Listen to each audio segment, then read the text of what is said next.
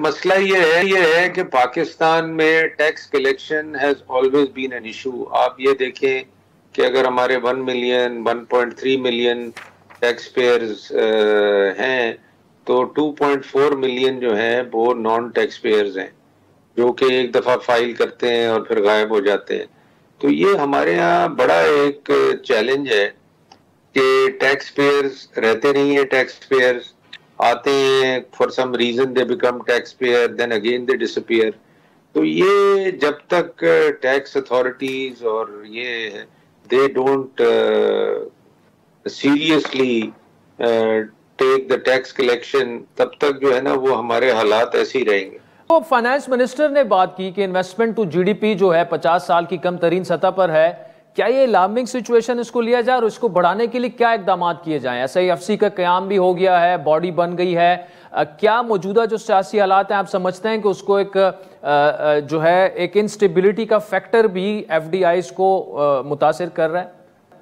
देखें, दो चीजें हैं। देखें, इन्वेस्टमेंट आती है इकोनॉमिक स्टेबिलिटी से, पॉलिटिकल स्टेबिलिटी उसका हिस्सा है।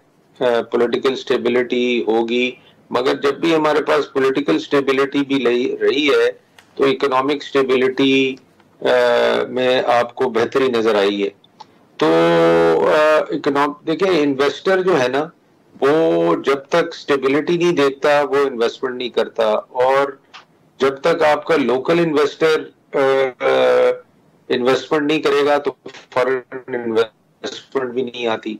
और इस वक्त जो प्रॉब्लम है, और पिछले आई शुड से 1-2 साल से ये प्रॉब्लम चल रहा है कि हमारा लोकल इन्वेस्टर जो है वो इंस्टेबिलिटी की वजह से इन्वेस्टमेंट नहीं कर रहा, बल्कि वो पैसे बाहर ले जा रहा है और बाहर इन्वेस्टमेंट कर रहा है। और देखिए, एक we are living in a global village. Investor को आप ये नहीं कह सकते कि तुम दुबई में क्यों इन्वेस्टमेंट कर रहे हो, तुम अफ्रीका में क्यों इन्वेस्टमेंट कर रहे हो, तुम पाकिस्तान में क्यों नहीं कर रहे। अब वो आर्गुमेंट रही नहीं है, क्योंकि अब हर इन्वेस्टर दुनिया का, चाहे वो इंडिया में हो, पाकिस्तान में हो, थाईलैंड में हो, कहीं भी हो, वो अपने आप को पोजीशन वहां करता है जहां उसको स्टेबिलिटी नजर आती है and growth in his investment नजर आती है।